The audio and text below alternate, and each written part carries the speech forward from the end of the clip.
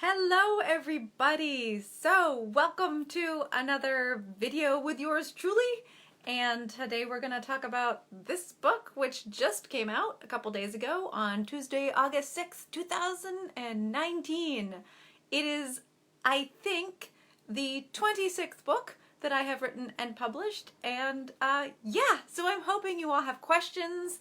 This is the last book in the Custard Protocol series, and I'm happy to talk about that or anything to do with this series.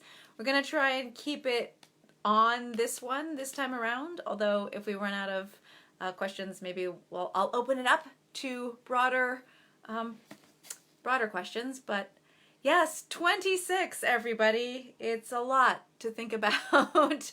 Good afternoon, all. It's awesome seeing you signing in. Emerald City. Oh, I have a friend who's going up to Seattle for a writer's workshop that's going on up in Seattle next month, and I'm wildly jealous. Hello, book. Hello, Marissa. Hello, hello, hello. Rosalind is like, we must start the questions immediately. Yes, we can start the questions immediately. I see no reason why not to. Well, maybe not immediately. Let me just quickly say, answer the questions that I'm getting the most of with this book, which is this the last book in the Custard Protocol series? To which the answer is yes. This is the last book in the Custard Protocol series. This is not the last book in the Parasolverse, and this is probably not the last series in the Parasolverse, so don't worry on those two counts. I don't immediately have another series prepared. That doesn't mean I'm ruling it out, but it does mean that I'll probably not be starting up another Parasolverse series for a little while. But I do have a bunch of more novellas and shorter stories and things planned in this universe. So don't worry, there's lots more to come.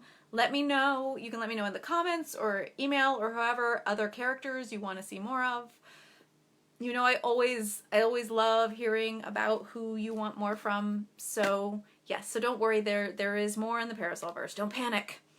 Novellas, novellas, novellas. I know, so many novellas, but I really like writing novellas. I like writing single point stories. I like writing shorter stories, so yes.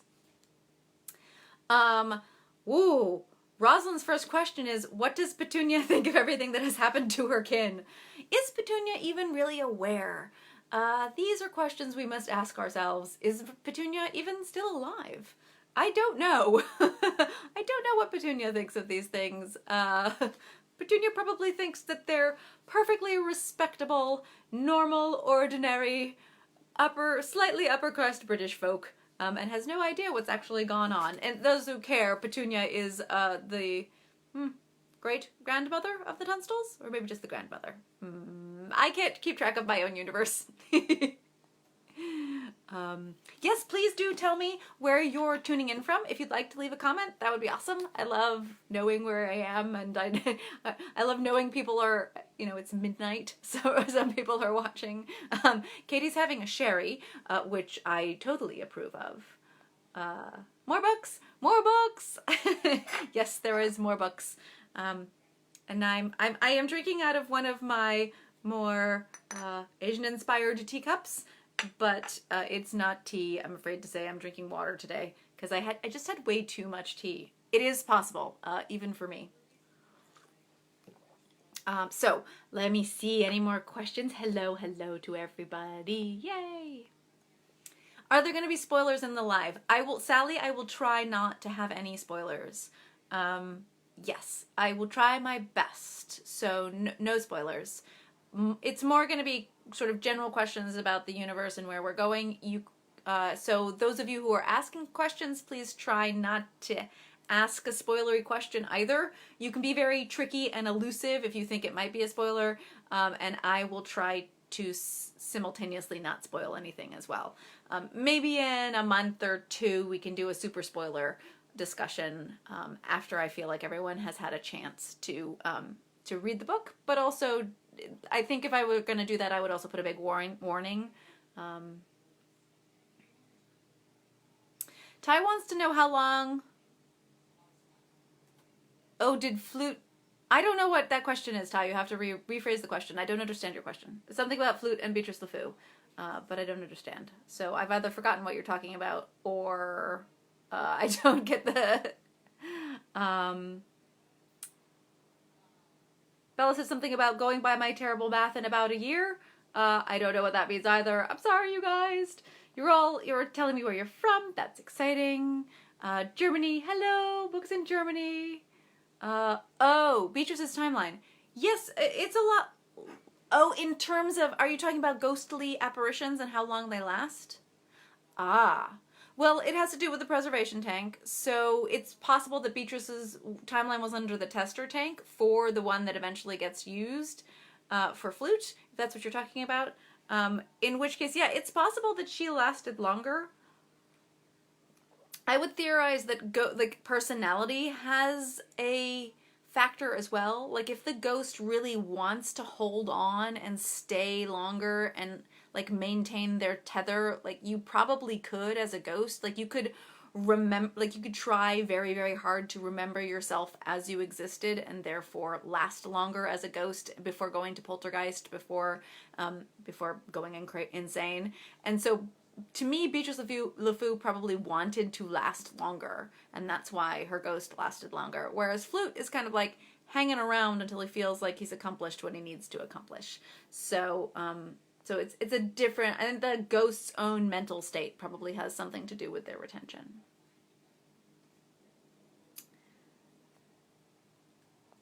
I'm glad you guys liked the auntie character, but I'm not going to say anything more about that because that's a little bit of a spoiler. Katie's gotten permission to be up late. Excellent, excellent.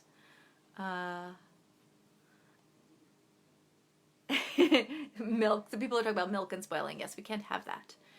Marissa wants to know if we'll ever meet Arsenic's sisters. It's totally possible. I think it would be really fun to write them. I bet they're all characters given their upbringing and their parents. So, I mean, you got a little bit of information about one of them, but it would be fun to do more of them. I think they would be great, like, yeah, they would be great sister characters to write. Bella wants to know how long Flute... I don't know how long Flute is a ghost, so... sorry, I didn't do the math. I wasn't great about that. Carrie says that they're reading Reticence right now and is very much enjoying it. Disa says, was there anything that surprised me about writing Reticence, like an aha moment? And I think you're probably asking about spoilers at that juncture. So, not really. So one of the reasons I like writing the last books in series is because by that point I have not just an outline but a pretty clear outline of where the series is going. So it really is just a matter of tying everything up. And I especially used this book for that. I really wanted to tie up as much as possible in this universe. So yeah, this book was relatively easy to write in terms of writing itself, because I was tying so many things up. So this is one of the ones that didn't surprise me very much. And Timeless, quite frankly, was exactly the same. And so was Manners and Mutiny. Yeah, all the last books have actually been the least surprising books for me.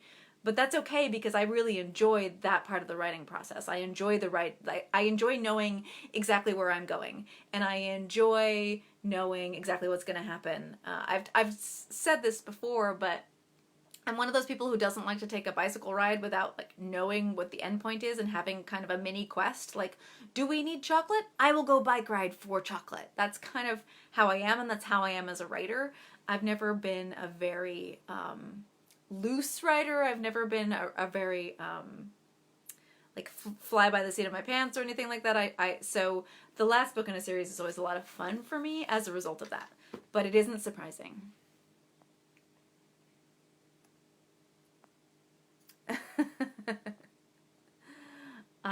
Sally, I hope you heard that answer. I'm sorry your computer froze. Rosalind wants to know if it was fun to write the meeting of... Oh, yes! So there is a little mini confrontation involving Aggie, and that's not a spoiler because there's always going to be a confrontation involving Aggie because she's kind of a confrontational character.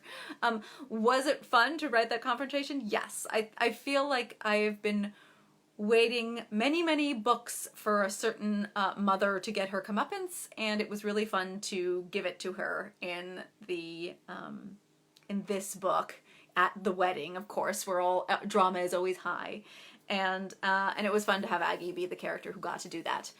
So yeah, that was a really enjoyable scene to write. In fact, I might have had a little too much fun in the whole of the wedding scene. Like, everything about that was just so much fun for me because I get to revisit old characters. I got to have characters that have never met yet in print in any of my books for you to meet each other on screen. So even though they might have met in the past, you finally got to see them interacting with each other.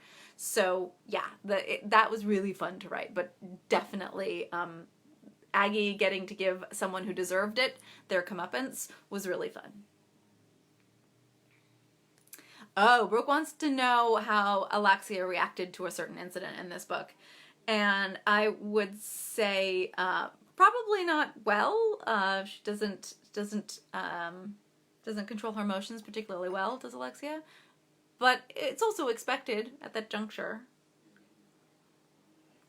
Ty wants to know if I took Latin. For those of you who haven't really tucked into this book yet, yes, I took Latin. So I have a minor in classics, and in order to do that, you have to take one of the ancient languages. So I took Latin. I was really bad at it, and it was probably the hardest passing grade I have ever done. It was a really difficult class for me, and so kind of as a result of that, that's one of the reasons I put Latin into things, because I feel like I suffered for Latin, therefore it should leak into my books. Although, of course, I also used a little bit of ancient Greek and Greek roots when I was coming up with the Galloi and the fifth gender for my alien languages. So I do go into some of the other ancient languages. But I've always had a bit of a love affair with Latin, which is why I gave it to my characters to have a love affair with as well. Although it is a kind of an enemies to lover relationship. It's a really challenging language to learn to like read and write and stuff. I'm so glad you guys are enjoying the last book.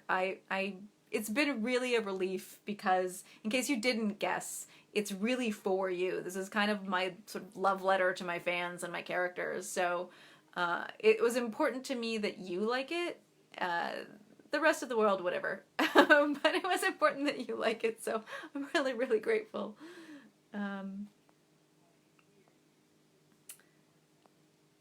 Stacy wants to know, how do I test out my world building theories? Oh, that's a good question. Do I discuss them with friends? Is it through writing, or is it just in your head? And I think you're talking about like gadgets or like reveals about the universe. So I have specific friends that I will call and talk to about specific things. I don't do this as much as I did earlier on in my career, but like I have friends who play a lot of RPGs or who DM games and stuff like that, and they're great for concept stuff. So I'll call them up and bounce ideas off of them. And then I have friends in the tech industry or like super gadgety minded friends. And so when I need to come up with a device or something like that, then I will often talk it out with them. So the etheographic transmitter, I basically went to a friend and I was like, here's the situation. We have no wireless, but I need a kind of a wireless communication, but it needs to have these technological restrictions and it needs to use the ether, which I've created this way. Help me come up with this device, how it might look steampunky, and how it might work. And then we'll just like have a cup of tea and chat about it and come up with something. And sometimes it's just like I have friends who have really great senses of humor. So my friend Ben helped me come up with, in Changeless, the idea of the tent stakes that you boil and then they expand. That was basically his idea, and he let me steal it. But yeah, so talking it out with people is very helpful for me. Sometimes it's just created in my brain. I'm not entirely sure where it comes from. It's just invented that way. And sometimes I will read old old science books about how the world works from the Victorian perspective, and that will give me new ideas on like weird things to put into the universe. Stacy says that they loved Percy and Arsenic's interactions. Thank you. They were so much fun. It's taken me a while to write basically geeks in love, and I really enjoyed doing Arsenic and Percy because it's that. They're like so awkward, but it's so endearing how awkward they are. Bella wants to know if we will hear any more about Zenobia. I don't have a plan for that, but I would not rule it out. I've always wanted to write something set in ancient times because that's more where my expertise is, from my archaeological background. So I think it would be really fun to write that. And not a lot is known about Zenobia, so she'd be a relatively easy character to read up on, and then I could twist her life into the way I would like to tell it. But it's not something that's at the forefront of my creative ideas right now. So I do have a blog that's coming in September, which is basically like 16 book ideas that I could be writing right now, because I'm always have tons of ideas. And so yeah, but I wouldn't rule it out, but I don't have any intentions at the moment. Katie's saying something about having a friend who read one of their stories and didn't like that the love interest was a ghost because they don't like ghosts. Frankly, you get that a lot. Like, I get that with werewolves or vampires. You know, like, people are like, I don't like a love interest who's a vampire, or I don't like a love interest who's a werewolf, or I don't like this, or I don't like that. And, like, people come, readers, and I do this too, because I'm very picky as a reader, but readers come to your book with their own set of preferences and likes or dislikes, and you just can't always take all of those into account. You have to write what makes you happy and what you would enjoy reading, and hope that it makes other people happy too, and realize that there's always going to be some people who are turned off by it or offended by it, and it's not a criticism of you or a criticism of them, it's just taste, you know? Like, I have a friend who doesn't like onions. Like, who doesn't like onions? And yet doesn't like onions. I happen to love onions. Like, they think they're delicious. Or, like, tropical fruit. Like, I'm a huge fan of like, papayas and passion fruit and stuff, and they're really perfumey and flowery, and it's just too much for a lot of people. Like, some people taste papaya and it tastes burnt to them, but I love it. And it's just a matter of taste, and reading is like that. And being a writer, I at least have learned just not to take it personally. Like, I know my style of writing is a very specific style, and it isn't for everybody, and that's okay. It's apparently for you guys, and so therefore you are the ones that I want to make happy. Ty wants to know why Auntie wants to meddle with Prim. I think Auntie just wants to meddle with the twins because they're related to her and she feels a sense of responsibility. I think Auntie is loyal in very strange ways. That loyalty comes out as an eccentric Auntie's loyalty might, in an interfering, busybody, slightly corrupt method. All that's going on. So yeah, I'm sorry. I just got a note that the connection wasn't great, but I'm hoping that's just Facebook messing with me. So yeah, I think Auntie wants to meddle because Auntie likes to meddle. Don't worry if at any time, for those of you who are watching live right now, if at any time the feed goes down or something goes wrong, it always gets uploaded later. You can rewatch on my blog or on YouTube. Don't worry about it. And for those of you who are watching on YouTube, hi!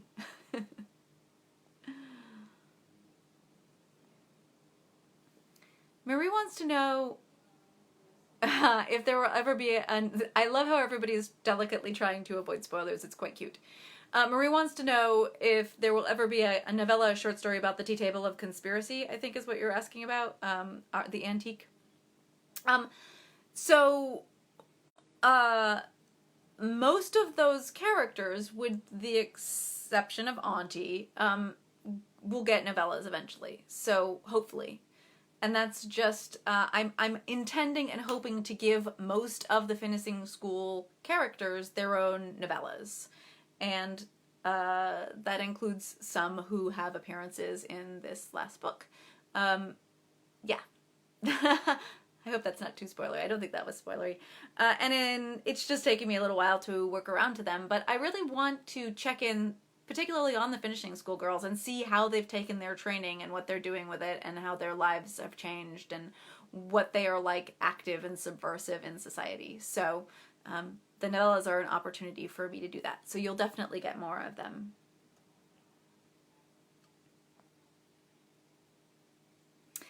Annie wants to know what inspired the dance. And the dance was inspired by a piece of fan art by Ace Artemis Fan Artist, who is one of my loyal fan artists and is always doing great fan art for my stuff. You can check, if you Google my name and Ace Artemis, as in the goddess Artemis, I've done a couple of blog posts featuring their work, and one of those blog posts was one of their pieces featured Biffy and Lyle sort of dancing under the stars, and that basically inspired that whole scene of it even inspired the location for the wedding scene, and everything was that one piece of art. It was just so sweet, and I just loved that the idea of sticking that actual scene into my universe. So yeah, it came from a piece of fan art. What do you know? Funny. He's like, is there any such thing as too much fun at a wedding? As far as I'm concerned, no. Nor too much drama. So long as it's not my wedding, the more drama, the better. It's more exciting for everybody. Ty agrees with me that Latin is miserable. Yeah, I apologize to anybody out there who really loves Latin, but I find it quite torturous as a language.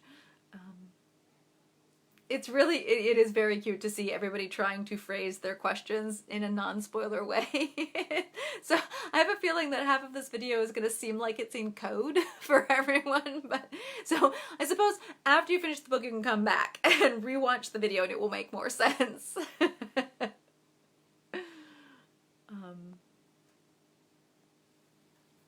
Ty wants to know when Aggie was in the countryside. And I would say yes, it is right. I don't know. I would have to double check my timeline. I did figure out exactly when, but I'm pretty sure it's after the caravan is in the countryside, shall we say. So after the events in Romanting the Inventor. I won't make you cry, I promise, or I'll try not to. I know that there are very poignant scenes in the end of this book, but I did not intend to make you cry, although I have heard reports that I was making people cry. But I suppose the ending of anything is a little sad, even if it's a happy ending. Amber wants to know about a future series much, much earlier in time. So I talked about this in the Cheer Up recently. For those of you who aren't on the Cheer Up, that's where all the good gossip is. Here's the thing. So I would like to write some more young adults, and I have been noodling with a couple of concepts in that regard, and one of them could, but doesn't necessarily have to, be set quite a bit earlier in time in, say, the Three Musketeers time period. And so it would be kind of clock punk-ish. And this is the story idea that I'm the most excited about to maybe write. However, I don't think my agent is particularly excited about it, and I'm not sure what the market in YA is doing right now. It's kind of crazy. And if I'm going to write YA, it's gonna be for a traditional publisher, so my agent really needs to be on board with it. So she has a bee in her bonnet about a different series that I pitched, that she didn't really like the book that I pitched, but she really liked one concept, and she thought that one concept would make a great middle grade series. I'm really nervous about writing middle grade. I'm not sure I would be any good at it, but she thinks that this would be great for that. So she wants me to do that. So I'm kind of in limbo at the moment. Which is fine because I'm about to go on vacation for the rest of the month. So it's a good time to be in limbo.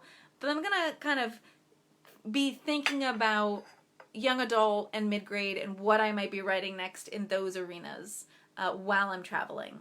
I just don't know what I want to do next in that regard. So, yeah, we'll see if I get inspired.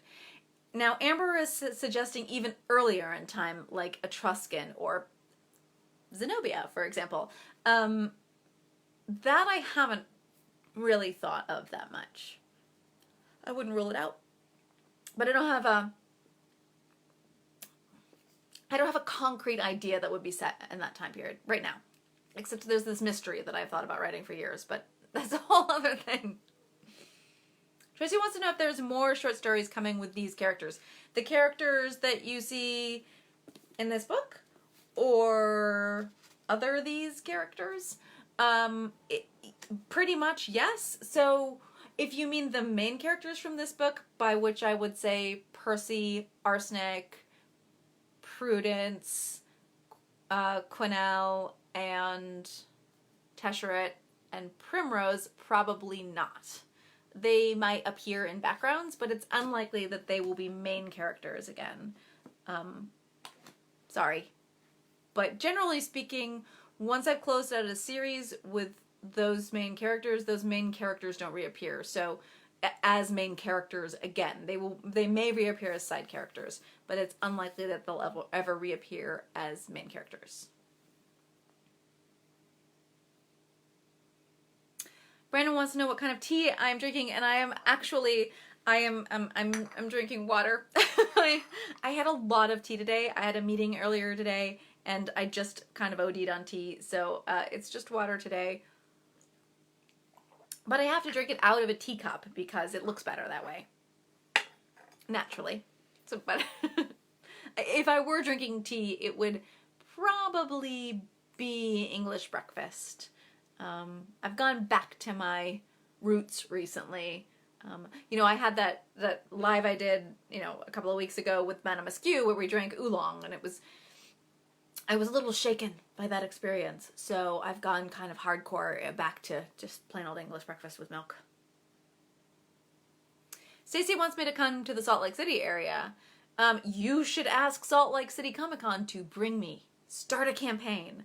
I have been trying to at least visit every Comic-Con, every larger Comic-Con that I can once, and Salt Lake is still on my agenda. So I would love to come to Salt Lake and do Comic-Con. Or you can just campaign for me with the local bookstores or what have you. But yeah, I'd love to do an event in Salt Lake. I think it would be really fun. It's easy for me to get to, too, because it's a hub from my local airport. So I would definitely go for it.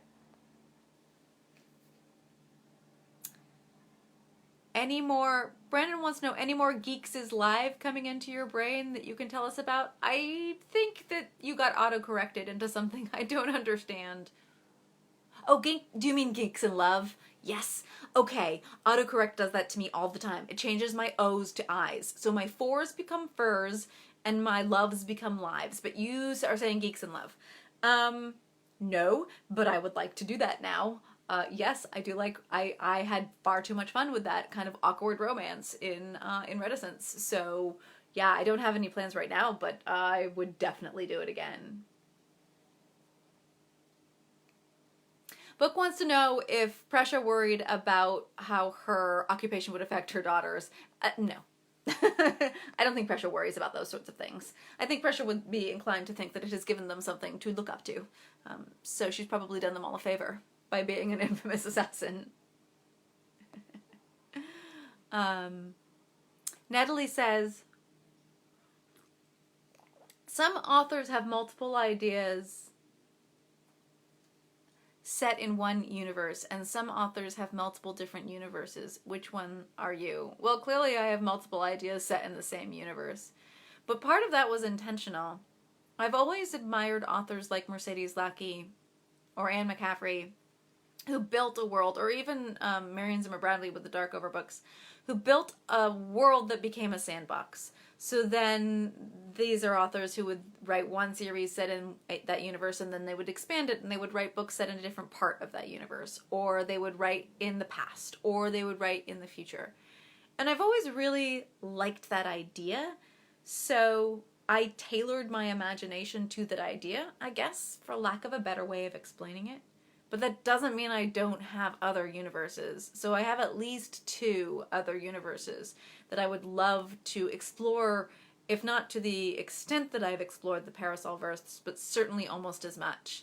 And one is a techno-future universe, in other words, so it's a lot like the idea of Pern, where there is magical elements in a future, not Earth location, but they are scientifically explained. That's what I mean by techno-futurism, or techno-fantasy. So that's one universe I'd really love to explore. It's called the Banded Lands, and I haven't yet written something in that universe that is good, or that is good enough to send out into the world. But the universe exists in my mind. And then there's the Tinted Stars, which I've already started to explore a little bit, and I did it with Fifth Gender and with Crudrat, which isn't as widely available. But there will be, hopefully, the second book in the Crudrat series, and hopefully there might be more in the Fifth Gender series. And that's all in the Tinkered Stars, which is a science fiction universe. So I at least have 3 universes. But I think I am more inclined to explore within the context of a universe that I really love and want to expand on than keep creating new universes. I'm not as much of an idea junkie as I am a character junkie, I guess. I like revisiting characters and revisiting worlds.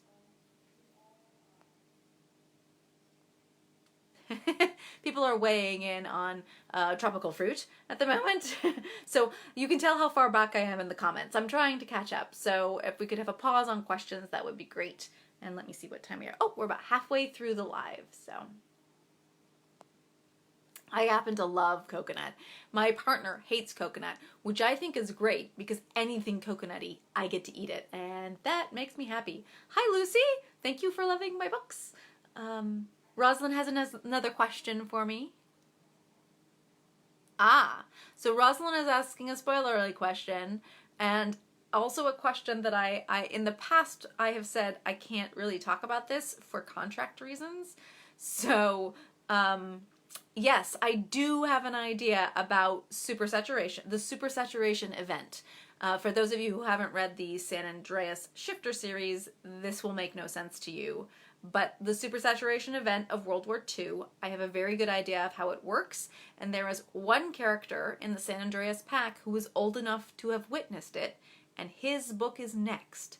So, as much as I would like to reveal about that event, is probably going to be revealed in the next San Andreas book, which is the Enforcer Enigma, because that particular character, Judd, has a little bit of PTSD as a result of having witnessed that event. So part of his arc is coming to terms with that and talking about it and revealing it. So you will get to learn a bit about it in the next book. That's my intention. I haven't written the book yet, so no promises, but only intentions. Katie loves my glasses. Thank you, Katie. These were a gift from one of you. Maybe not one of you watching, but one of you out there. And then I have a prescription put in. So, yeah, it's really hard to find metallic, old school, I mean, these are obviously vintage. They're quite heavy. Yeah, it's hard to find this kind of style nowadays. Dita's asking me an off-topic question. But what is my highlighter? As in, like my highlighting pen? What? I don't use a highlighter on my cheeks. I don't understand your question. I'm sorry. I use just white or gold-ish eyeshadow when I do the contouring, when I put my makeup on. That's what you're asking about. If you're asking about highlighting in pen, I don't actually do that anymore. I used to be a highlighter, but now I'm more of an underliner, circler, and scribbler when I'm doing anything longhand. Thank you. Yes, lipstick matching the little dress. This is an Ishakti dress that I'm wearing, and if I weren't, like, the setup for me to do this is so tight and confined that I would stand up and let you see how cute the dress is, because it's full of little ruffles, but it's kind of octopus-like. I like my ruffles. They're very undersea ruffles, but it's too complicated for me to stand up. This is the same dress that I wore to Borderlands for the launch event.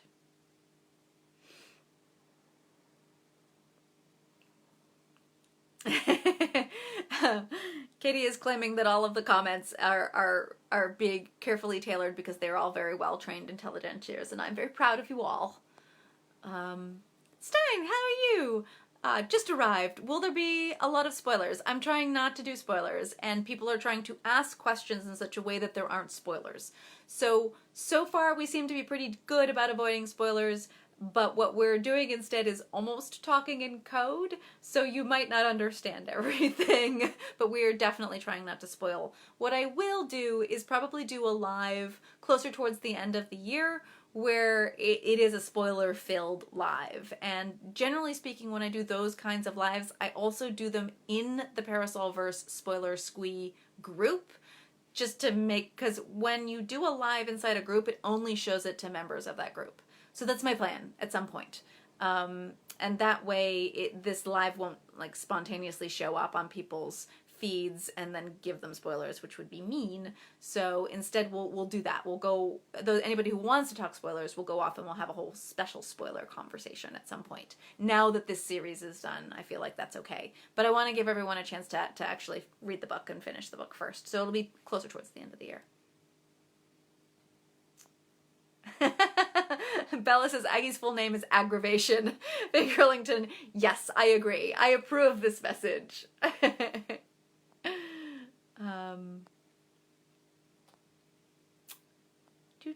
Reading through the comments, everybody's getting very excited. And Ty has shared a link to Ace Artemis, the fan artist that inspired that scene in the wedding. Has shared a link to their Tumblr, so go ahead and check that out. They have a great Tumblr. You can just go follow. They're awesome. They're also on Twitter if that's your ballywick. Marie's asking about the antique the ancient trio in the epilogue. Yes. Well, if I were gonna write about Zenobia, I might write about that trio. Under those circumstances. I don't really have a story idea for them. I feel like I just talked about that, like who they are, who the members of that trio are, a little bit more in depth. Yeah, that might be fun. But no, I hadn't intended to write about anything more about them. They're just that drop at the very end. Ty says that they're gonna commission more fan art. I'm so glad.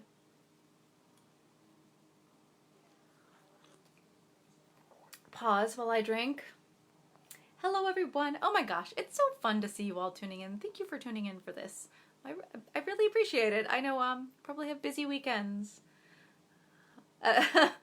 Katie is saying that they cry at My Fair Lady, and I cry at everything. So when people say that like my books make them cry, when they do, which isn't often, but when they do, I'm always like, sorry, not sorry, and do you cry easily? Because I cry at everything. So it doesn't really, like, crying doesn't really bother me, as long as it's happy tears. I am scrolling through, looking for more questions. Bella wants to know where my agent is. My agent is in Denver. I don't know why you would need to know that, but she's in Denver right now. I mean, I don't know where she is right now. I don't keep track of her like that. Ty likes the idea of me writing middle grade. That's what my agent says. She says the sort of farcical aspect of my writing, like, for example, the dumbwaiter sequence at the beginning of Etiquette and Espionage, is very suited to mid-grade, and so I'd probably be pretty good at it. I'm just not really familiar with the genre, but it might be fun. I don't rule anything out. A favorite podcaster of mine from way back, long defunct now, would say that the best thing in life is to move in the direction that requires the greatest courage. And I always kind of liked that saying, and I think it works well for a writing career for me. It's just like, if I am scared of it, or if for some reason I think it would be challenging, then maybe that is a good reason to try it, because you should challenge yourself. Otherwise, I would get bored if I didn't challenge myself. So that's why I moved into doing independent novellas. That's kind of why I do a lot of what I do, is because I like the challenge. Yeah, book is saying that me writing mid-grade with open queer characters and acceptance and female empowerment would be good, and I agree. I think my policy on LGBTQ and queer and gender fluidity and all that sort of thing is just, if you put it into the book and don't make a fuss about it, especially if you're writing for kids, then they won't when they encounter it in life. And that's like, I've talked about this before, but I think normalization is really important in fiction, especially if you write the kind of lighthearted fiction that I write, because it's easier and more palatable for people to accept ideas that are perhaps outside of their own intimate and personal experiences if it's presented in a loving, friendly manner. And so, yeah, it could be a very powerful thing to write mid-grade with that kind of philosophy. So that is also something that I consider while I'm considering whether I'm going to do it or not. There's a pro mystery book comment in the thing. Mystery. I'm a little scared of mysteries, but that doesn't mean... Sammy says, when in doubt, more purple aliens. See? Yeah, I have a sort of locked room mystery idea for the fifth gender. So, yes. We're supposed to be talking about reticence, so we keep deviating. That's what we do, isn't it?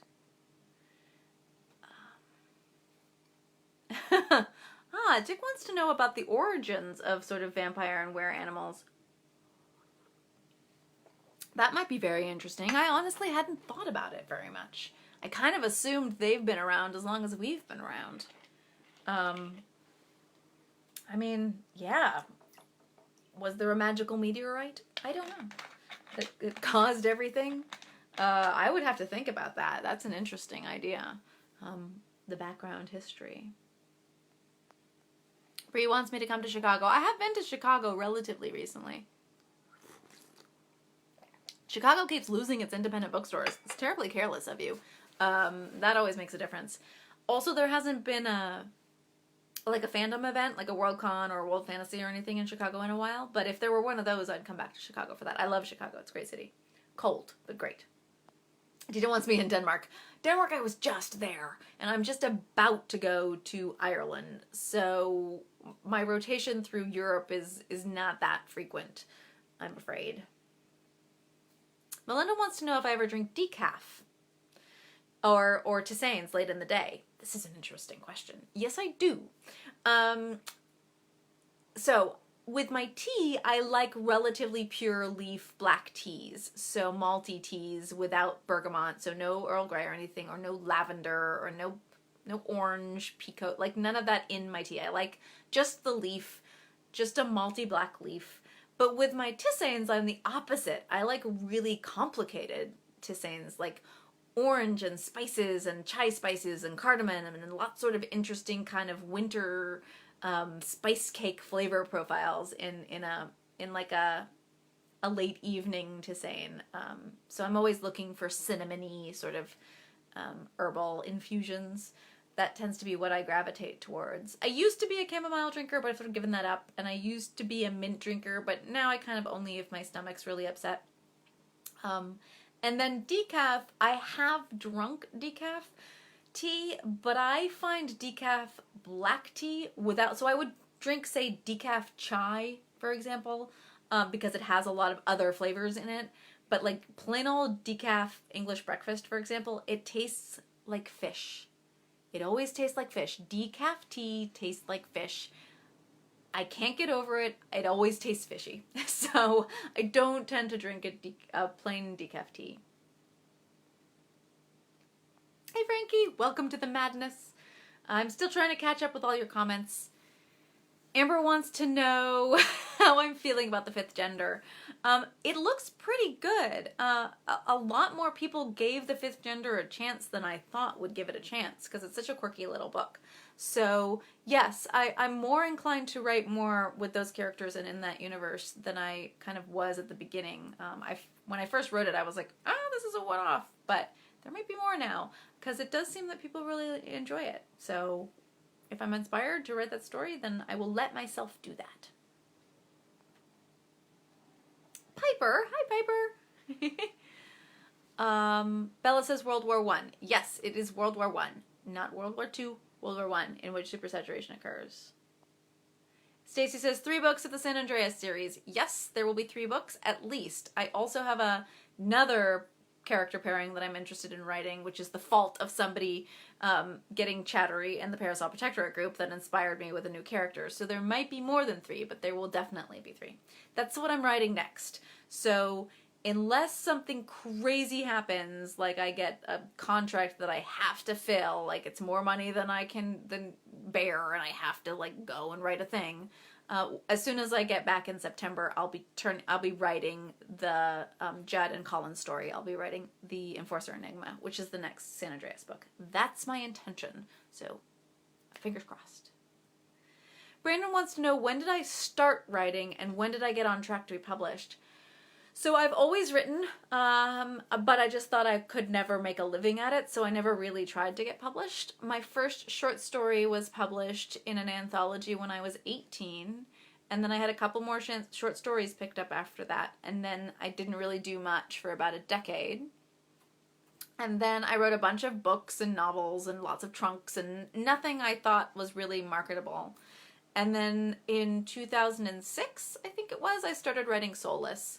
And in 2007, I submitted it, and people got very interested in it. And then it came out in 2009. So, yeah, that's how long. So now, a decade later, is how long I've been writing with a will and purpose. And I got on track to be published by cold submitting Soulless. So it was a slush pile find, which doesn't really happen much anymore. To a traditional publisher. That is not the traditional publisher that I ended up with, but that was how I got my foot in the door. So I submitted the manuscript, the whole manuscript, to a traditional publisher. They pulled me out of the slush. They liked it. Then I got an agent on the strength of that interest. And the agent took me on, and then she shopped the book around to different publishers, and that's how I ended up with my publisher. So that is how I got on track to be published. And then about halfway through my career, about 5 years ago, I switched gears and became hybrid and started self-publishing as well, because I have the kind of personality that likes to do that and can handle it. It is something that I feel like authors really have to choose which path works for them, or if both paths are going to work for them, based on your personality more than anything, as a business person.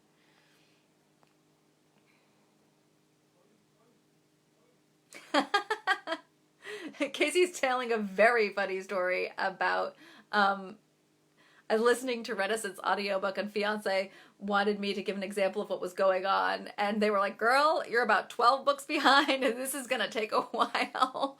But I've always loved that. Like, there's something about a shared series of books and stories in a universe with characters that you love that almost becomes an inside joke, where you start to laugh at things and understand things and see things in such a way that in order to explain it to a stranger to that universe, you would in fact have to almost retell every book in that series. But those are always series I've loved and books I've loved, so I'm kind of proud that it's engendered that. Bella wants to know if my dress which is Ishakti, has pockets, and of course it has pockets. Has to have pockets and ruffles. Be popular all of a sudden, and then I'll be able to find the lipstick at last. Some thank yous for, oh, Emily, you're very welcome. I'm so glad that you enjoyed Reticence. Brax loves Reticence. Thank you, thank you. I'm so glad you guys are really loving it. Like, honestly, it was such a relief. I got online after the book came out and like was poking around the spoiler group, and everybody was just getting hysterical, and it was great. It just made me so happy. A question. Spoo background information. Always wondered where the Sooties came from, and what is Spoo an orphan? I don't know much about her background. I'm assuming she's an orphan, or perhaps a youngest child, or a runaway of some kind. Yeah, I don't know. You can invent your background yourselves. Jen finished today and loved it. Yay! Sammy wants Polly. I have thought about it. I I get in a mess of pronouns with poly relationships. Once you're writing a love scene with more than 2 people, it just gets kind of challenging. But again, move in the direction of greatest courage. Yeah, I would like to write a poly relationship at some point. Amanda is delighted that we get to see Alexia and Ivy from the perspective of the children in the Custard Protocol series. And yes, that was a lot of fun to write. In fact, my mother, when I told her I was writing the spin-off series with Prudence, with Rue in the main character role, was like, oh God, because Alexia is quasi-based on my mom. And so she was like, I'm not sure I want to read an entire series where it's your perspective on your mother. I was like, well, I'm writing it anyway.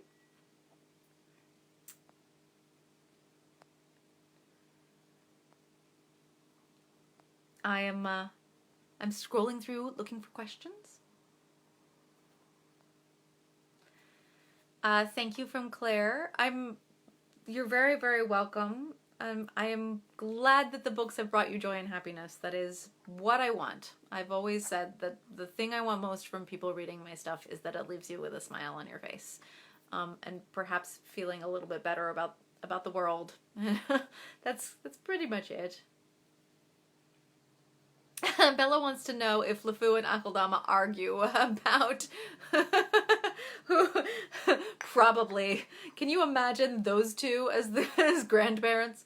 They're gonna do nothing but argue. Nicole wants to know Spoo's origins.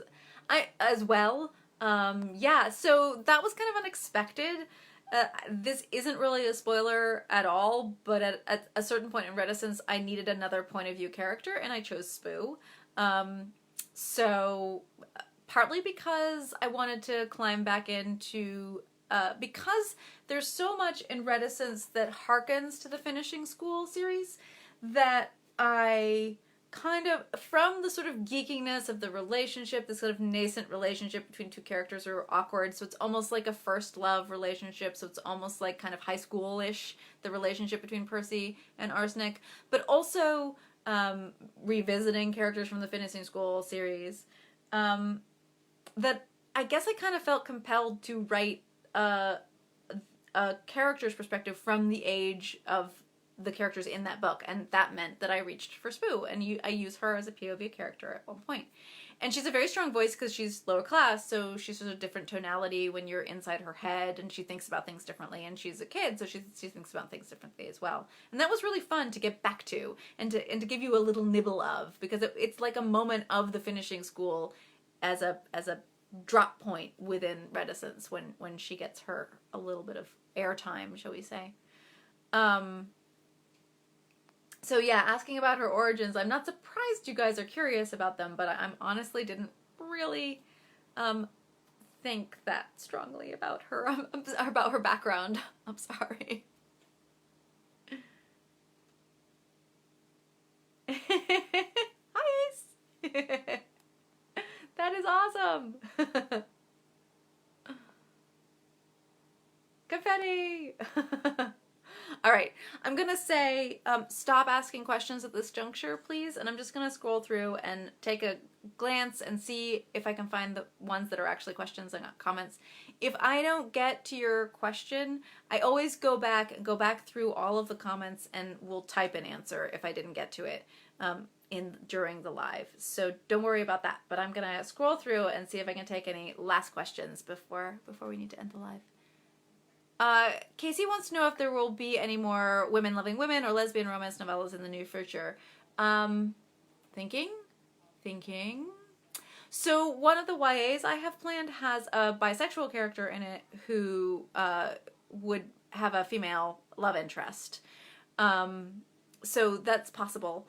But again, like I said earlier on in the live, I'm not really sure about the situation with children's publishing right now, with young adult or mid-grade or what have you. So I'm not sure if I'll pursue that book immediately, but there are definitely some in the pipeline. I don't have any centered in the Parasolverse at the moment that I'm planning on writing that are lesbian or women loving women.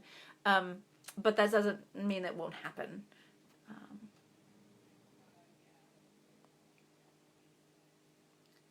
Brandon wants to know if I've been to Ireland before. I have not. This will be my first trip to Dublin. I've never been. I've never been to Ireland at all. We are just spending time in Dublin. Don't have time really to do much. But I would absolutely go back again if I could. Yeah, it's just not a country I've ever visited, so I'm pretty excited about it. Waving at everyone. Hello, everyone.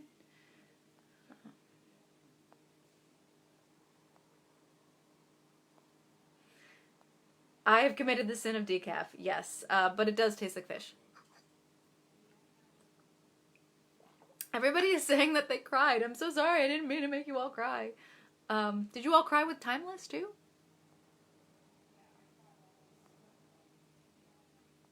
Starla's watching as well. Everyone say hello to Starla. Starla is my cover art designer. Scrolling, scrolling, scrolling. Tea suggestions are happening. Bloop, bloop, bloop, bloop.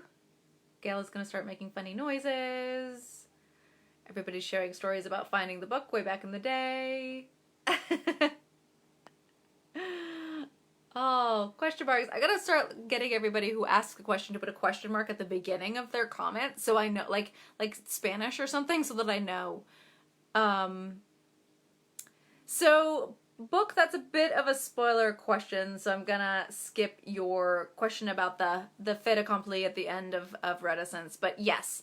And, about a year ago, I asked a question in the group as to how they felt about that kind of fantasy that I then utilized at the end of Reticence, and that was me trying to decide what kind of reveal I was going to have at the end of the book. And everybody was positively inclined towards that style of fantasy, and so I felt all right in putting that particular character into the book. So that was a very evasive answer. Ty, yes, I see you. I see your interest. So, Dina's taking us old school by mentioning Connell drunk on formaldehyde way back in the day, and I do love that scene. That was a really fun scene to write, and poor Lyle trying to steer him. Jessica wants to know if Aggie would get a mini book. It's possible. It's very interesting to me how people have latched on to Aggie. She was intended as such a minor grumpy character, and everybody seems to love her. You guys have a weird love affair with grumpy characters, which is fine, because I do too, obviously. But it's really funny how much you gravitate towards a grump in this group. Makes me wonder about all of your relations and upbringings. I think you guys are doing pretty good about asking questions without spoiling, and I hope we've done pretty well for you watching. Oh, well, Spoo and Aggie don't like each other because Aggie booted Spoo out of being a city, and Spoo had to go become a deckling because of it. So I think she just resents the fact that she was kicked out of below decks. Everybody's discussing whether they're going to reread Reticence immediately, or whether you're going to take a break and then reread later. I suppose it's up to you. Nicole wants to know what brand of lipstick I'm wearing. Yes, it is I wear Color Stay lipsticks, so this is the, I'll get you a link in the, like Revlon has Color Stay, and then they're just drugstore brands. Yeah, and they really do Color Stay and don't come off. You have to clean your lips really well beforehand and put them on in really smooth movements really quickly and let them dry, and then they really do last almost all day long. I love my Color Stay. It's pretty much the only lipstick I wear now. Some people, it dries out their lips really badly and they don't like it, but I love it. So yeah, I don't remember which brand it is, but it's just one of the drugstore brands. It's not a spendy lipstick.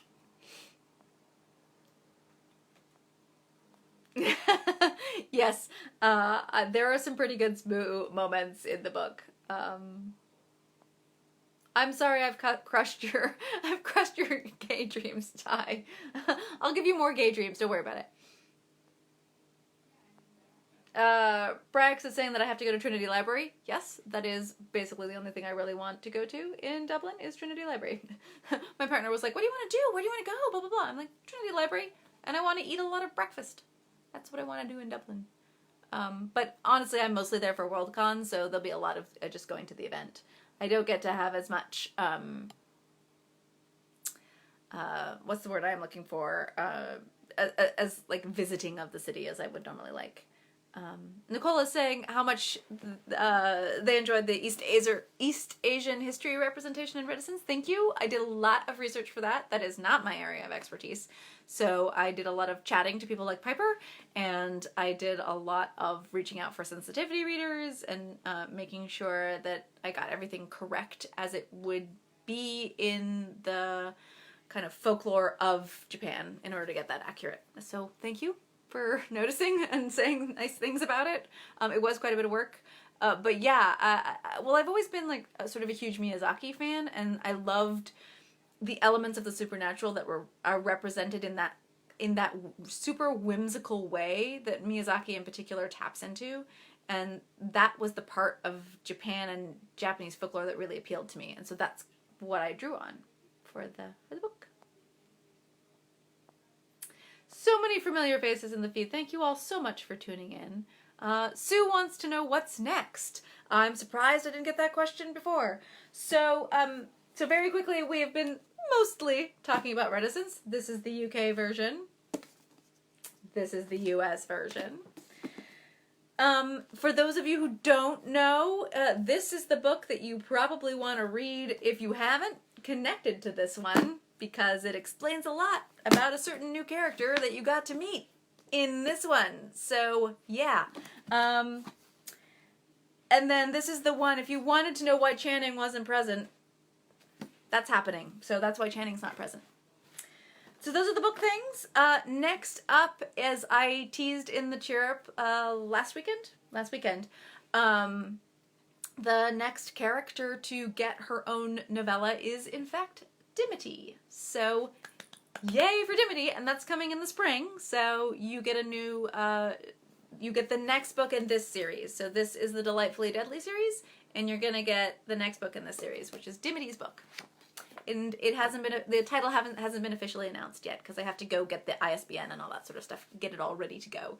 So, but yes, I have a title, I have the cover art photo picked out, and Starla's on deck to get that going. It's in rough draft form. I just got my edits back from my developmental editor, so when I get back in September, the very first thing I do is do the edit pass on that book, and then I will start writing the Enforcer Enigma. So in the spring, it will definitely be Dimity's book. And then in the fall, it will probably be the third San Andreas book, which will be the Enforcer Enigma. I don't know what or if I have releasing in the middle of the year, because the thing that is on submission right now is, in addition to the YA stuff that I've been talking about, I have a nonfiction book on submission. So I could have a nonfiction book coming out in the middle of the year, and that is a book all about the heroine's journey and how to write it and why it's important and what it's like in pop culture and how to recognize it. And yeah, so it's kind of my little mini soapbox of how important, and then the history of the heroine's journey and why we neglect it and don't think about it, and yet we consume it voraciously. So that's my nonfiction one, The Heroine's Journey for Writers. So we'll see. That might be what comes out in the summer. But you definitely get Dimity in the spring, and I'm 50% sure that you're going to get another San Andreas book in the fall. If not another San Andreas book, then it will be something similar to that. So, oh, Brandon is saying there's a writer's museum in Dublin. I should go to that. Any last final questions? I'm looking. I'm not asking.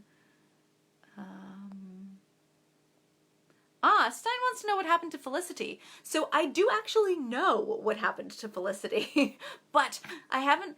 She was gonna make an appearance in this book, but I just didn't. It didn't work. I didn't spend it. She's in America, at least I think she's in America. That's where I have her. And in Boston, and I just didn't have an opportunity to make use of her because I moved the way that this book came together. I just moved Faith too quickly out of America and to England just for the speed of the narrative. So yeah, and then I also had intended to maybe have Felicity turn up when the crew of the Spotted Custard was going after they left LA. I was maybe going to have Felicity turn up, but again, it just didn't fit organically. So I kind of know what's going on with Felicity and where she's hanging out and what she's up to, but I just never got around to writing it for you. So she's there. She's still around. Maybe not. All right. Well, on that note, I think it's about time to end this live. It has been awesome talking to you all. Thank you for showing up. I'm sorry if I didn't get to your question, but like I said, I will go back through and I promise to answer them by hand. I hope that you really do enjoy this book, and I hope it ties up as much as you want in the series. Don't cry too much. I promise there's more.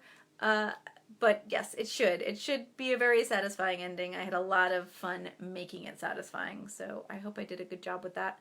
And yeah, please leave a review if you feel so inclined. It helps a lot. And I love you all, and have a wonderful end of the summer. I will be talking to you in September the next time I do this. I'll be back from my travels abroad, and hopefully I'll have ridiculously silly stories of authors in Ireland and the catastrophe that commences when you let us loose in a foreign country. Oh gosh, what am I in for? All right, bye, sweeties.